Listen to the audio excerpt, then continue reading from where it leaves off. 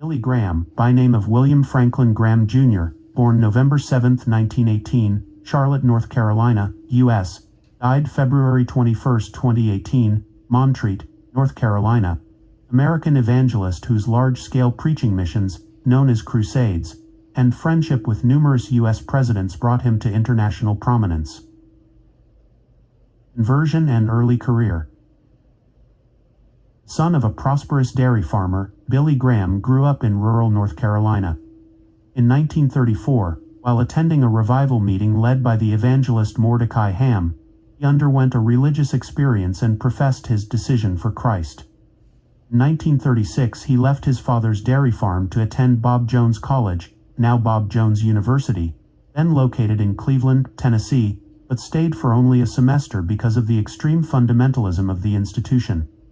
He transferred to Florida Bible Institute, now Trinity College, near Tampa, graduated in 1940, and was ordained a minister by the Southern Baptist Convention. Convinced that his education was deficient, however, Graham enrolled at Wheaton College in Illinois. While at Wheaton, he met and married, 1943, Ruth Bell, daughter of L. Nelson Bell, a missionary to China. By the time Graham graduated from Wheaton in 1943, he had developed the preaching style for which he would become famous, a simple, direct message of sin and salvation that he delivered energetically and without condescension. Sincerity, he observed many years later, is the biggest part of selling anything, including the Christian plan of salvation. After a brief and undistinguished stint as pastor of Western Springs Baptist Church in the western suburbs of Chicago, Graham decided to become an itinerant evangelist. He joined the staff of a new organization called Youth for Christ in 1945 and in 1947 served as president of Northwestern Bible College in Minneapolis, Minnesota. Evangelism. Graham's emergence as an evangelist came at a propitious moment for 20th century Protestants. Protestantism in the United States was deeply divided as a result of controversies in the 1920s between fundamentalism and modernism, a movement that applied scholarly methods of textual and historical criticism to the study of the Bible. The public image of fundamentalists was damaged by the Scopes trial of 1925, which concerned the teaching of Charles Darwin's theory of evolution in public schools in Tennessee. In his writings about the trial, the journalist and social critic H. L. Mencken successfully portrayed all fundamentalists as uneducated country bumpkins.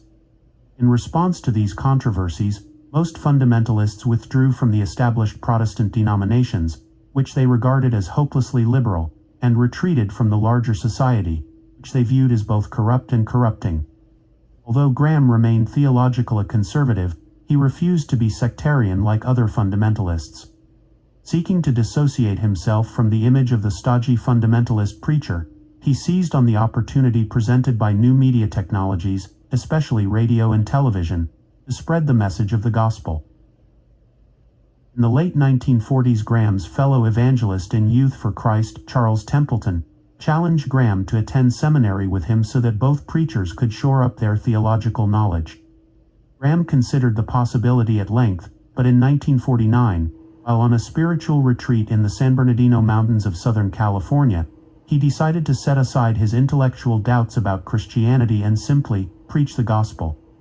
After his retreat, Graham began preaching in Los Angeles, where his crusade brought him national attention. He acquired this new fame in no small measure because newspaper magnate William Randolph Hearst, impressed with the young evangelist's preaching and anti-communist rhetoric, instructed his papers to puff Graham. A huge circus tent in which Graham preached, as well as his own self-promotion, lured thousands of curious visitors, including Hollywood movie stars and gangsters, to what the press dubbed the Canvas Cathedral, at the corner of Washington and Hill Streets. From Los Angeles, Graham undertook evangelistic crusades around the country and the world, eventually earning international renown. Despite his successes, Graham faced criticism from both liberals and conservatives. In New York City in 1954, he was received warmly by students at Union Theological Seminary, bastion of liberal Protestantism. Nevertheless, the theologian Reinhold Niebuhr, a professor at Union and one of the leading Protestant thinkers of the 20th century, had little patience for Graham's simplistic preaching. On the other end of the theological spectrum, fundamentalists such as Bob Jones Jr., Carl McIntyre, and Jack Wyrtzen never forgave Graham for cooperating with the Ministerial Alliance, which included mainline Protestant clergy, in the planning and execution of Graham's storied 16-week crusade at Madison Square Garden in New York in 1957.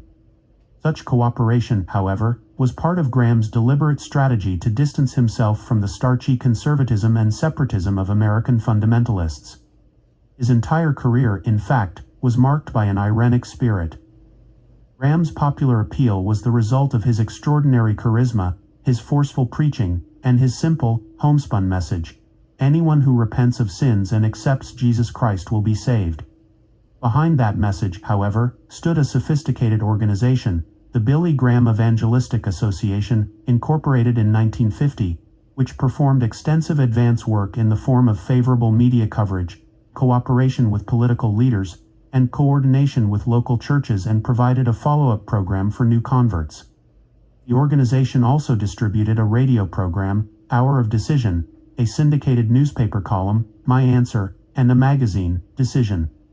Although Graham pioneered the use of television for religious purposes, he always shied away from the label televangelist. During the 1980s, when other television preachers were embroiled in sensational scandals, Graham remained above the fray, and throughout a career that spanned more than half a century few people questioned his integrity. In 1996, Graham and his wife received the Congressional Gold Medal of Honor, the highest civilian award bestowed by the United States, and in 2001 he was made an honorary Knight Commander of the Order of the British Empire, KBE. Graham concluded his public career with a crusade in Queens, New York, in June 2005. Graham claimed to have preached in person to more people than anyone else in history, an assertion that few would challenge. His evangelical crusades around the world, his television appearances and radio broadcasts, his friendships with presidents, and his unofficial role as spokesman for America's evangelicals made him one of the most recognized religious figures of the 20th century.